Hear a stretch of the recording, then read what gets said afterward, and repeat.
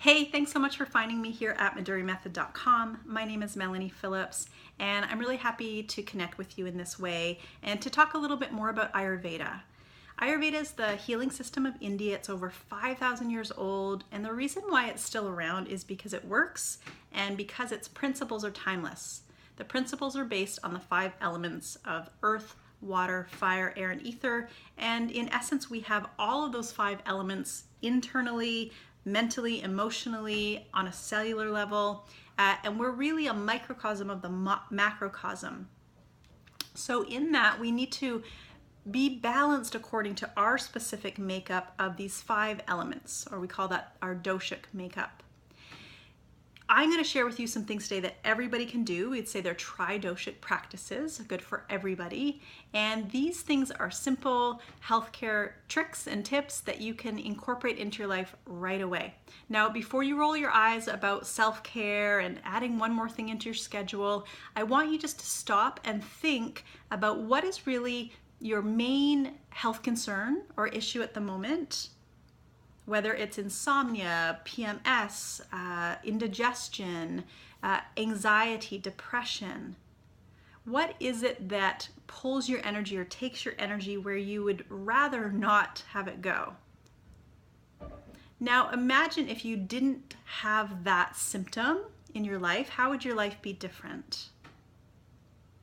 And I can guarantee that if you continue along the same path, just living your life, doing what you're doing in your life, that you're going to get the same result. You'll end up feeling the same way.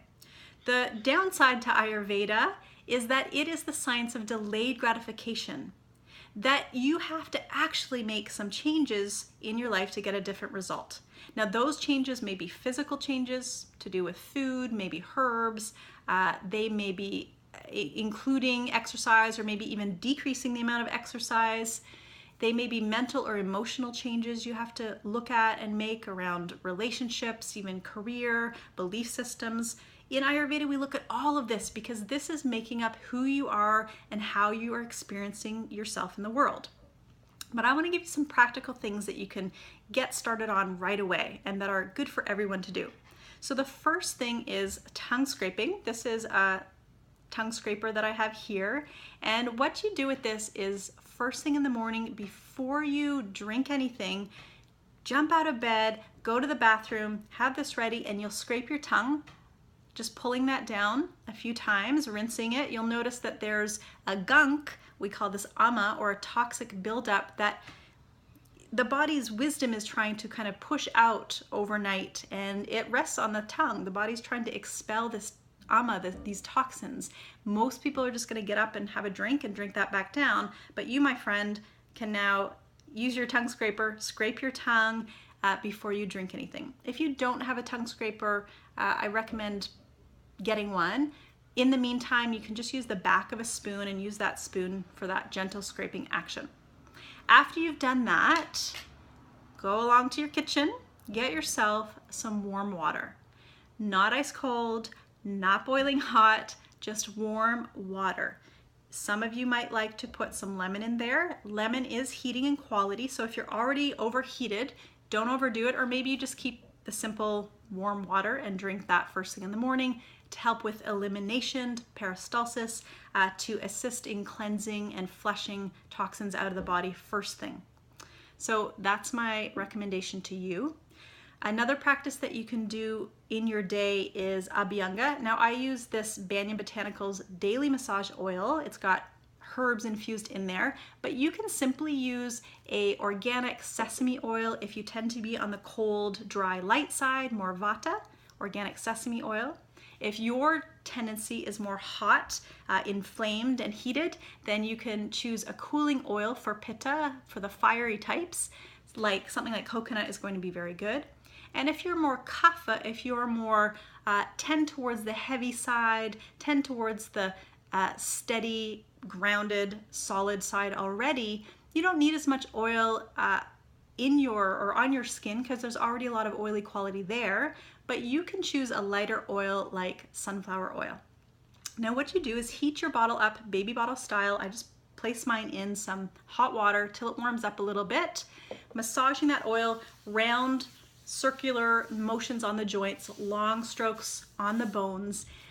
Doing this as often as possible, especially in the cooler months of the year, it's going to build your immune system. It's going to calm the mind, make you feel more stable, more grounded. It's a profound practice, and I recommend doing this as often as you can, but not on the menstrual cycle. So if you're menstruating, then this is the time just to let the body to rest and not do the oil massage. But give it a go. Massage that oil into the skin. Let it sit on the skin for as long as you can, maybe 5 minutes, maybe 10 minutes while you putter around or prepare the bath. After you've done the oil on the skin, that's when you have your bath or your shower. And what will happen is the warmth of the shower or the bath will open up the pores. Your body will draw in the oil, and this is when it becomes medicinal. This is a very healing practice. So these three things, the tongue scraping, the warm water first thing in the morning, your oil massage. The last thing I want to leave you with for self-care, and it may seem a little silly or even insignificant, but I guarantee that this can be such a profound transformational tool, and this is writing a gratitude journal. You can do this first thing in the morning or last thing before you go to bed, but having some time set aside for you to focus on what you're grateful for in your life. So at where we focus, that expands our attention, it expands the energy, and if you're focusing on the things that you're grateful for, even if you're going through a hard time in your life, pull out, draw out whatever you're feeling grateful for.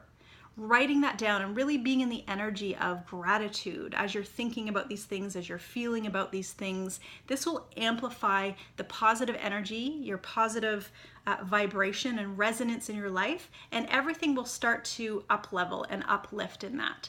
This has been a practice that has served me so well, and it's something that now, even if I'm not writing out in my gratitude journal in the day, I'll try and tap into those things, especially when I butt up against myself and have a difficult moment or am feeling overwhelmed or stressed out about something.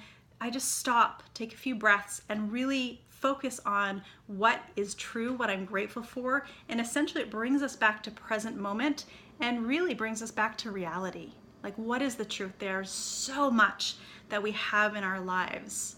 There is so much to really be grateful for when we can see through those eyes.